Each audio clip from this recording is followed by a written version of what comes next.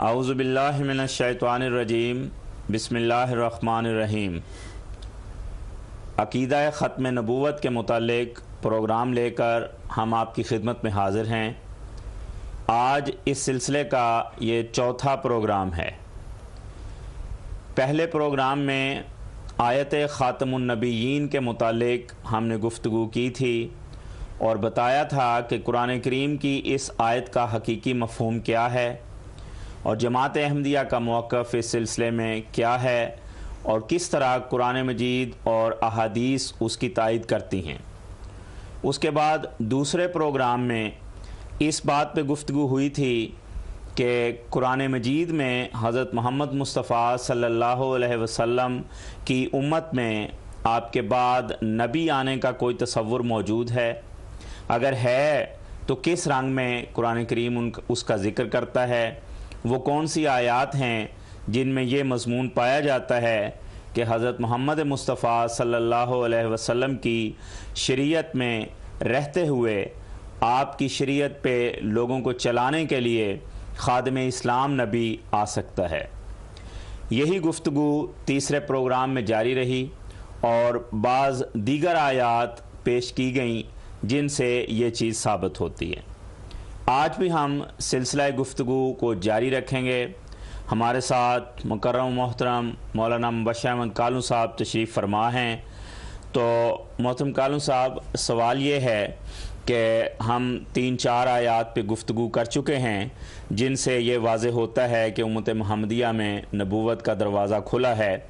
تو اس جو پچھلے پروگرام میں جو آیات پیش ہو چکی ہیں ان کے علاوہ کوئی اور آیت بھی ہے جو اس سلسلے میں آپ پیش کرنا چاہیں گے؟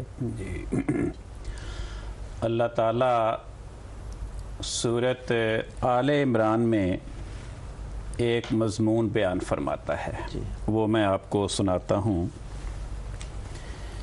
یہ سورۃ آل عمران کی آیت نمبر 82 ہے۔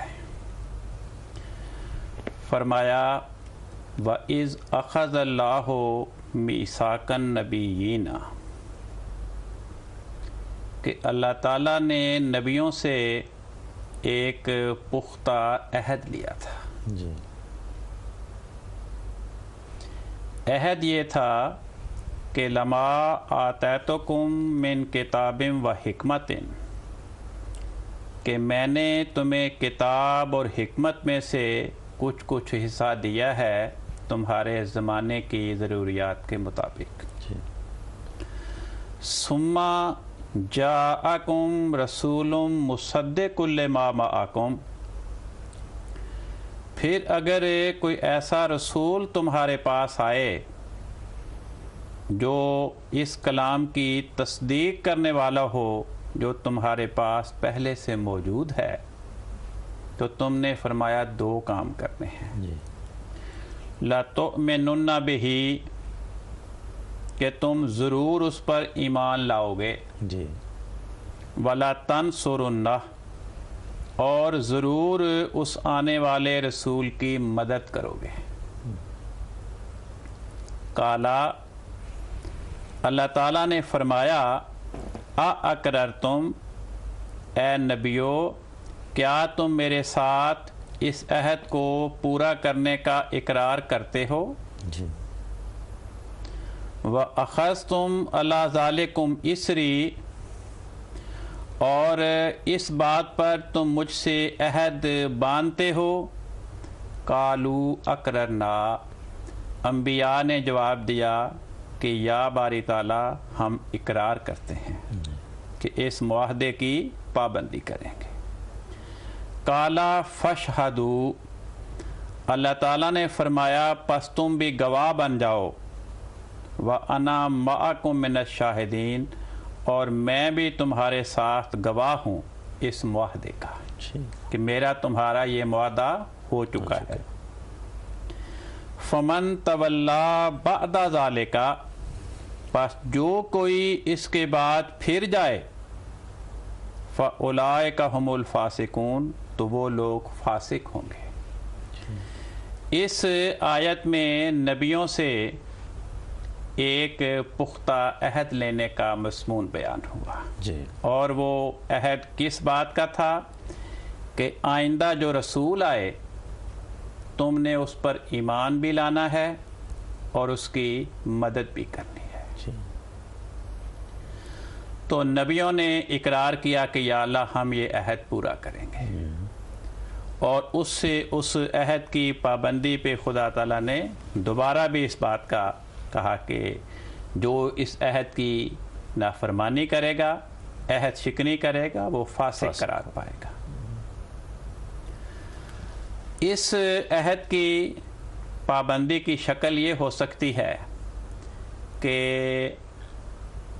آنے والا رسول اگر ان انبیاء کی وفات کے بعد آنا ہے جی تو اس عہد کی پابندی کی شکل یہ ہوگی کہ پہلے تو وہ اپنی امت کو اس رسول کے آنے کی بشارت دیں جی کہ بھئی میرے بعد جو رسول آئے اس پہ ایمان لانا، اور اپنی امت کو نصیحت کر جائیں بڑی تاکید کے ساتھ کہ اس کی مدد بھی کرنا اور اس پہ ایمان بھی لانا. جی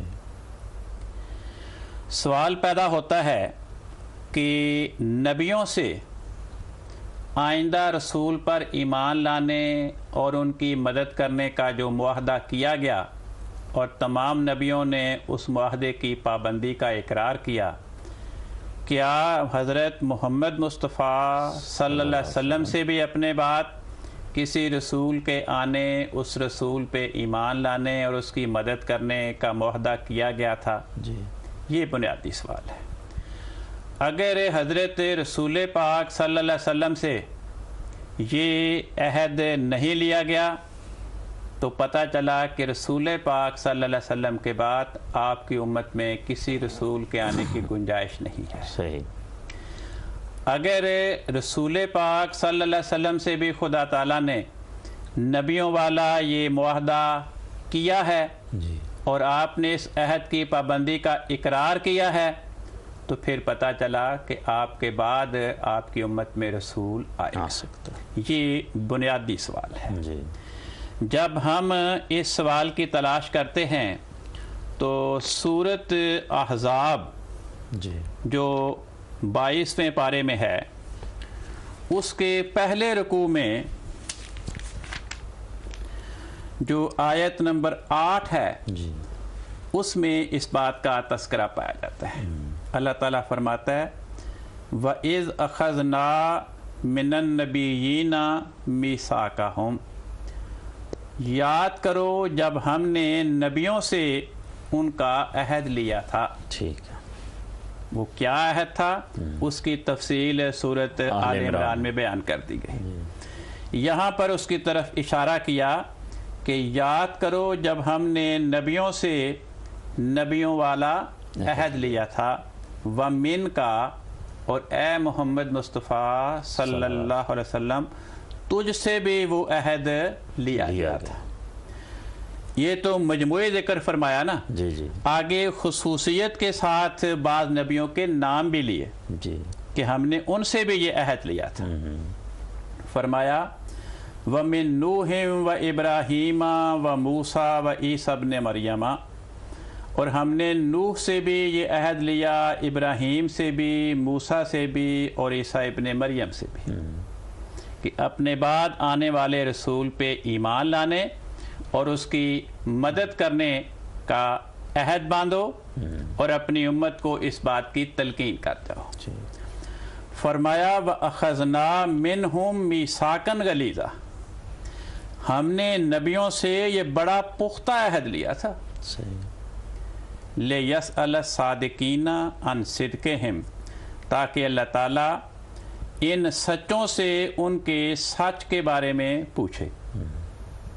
تو یہاں سچوں سے مراد انبیاء ہیں، کیونکہ انبیاء سے بڑھ کر کوئی سچا نہیں ہو سکتا.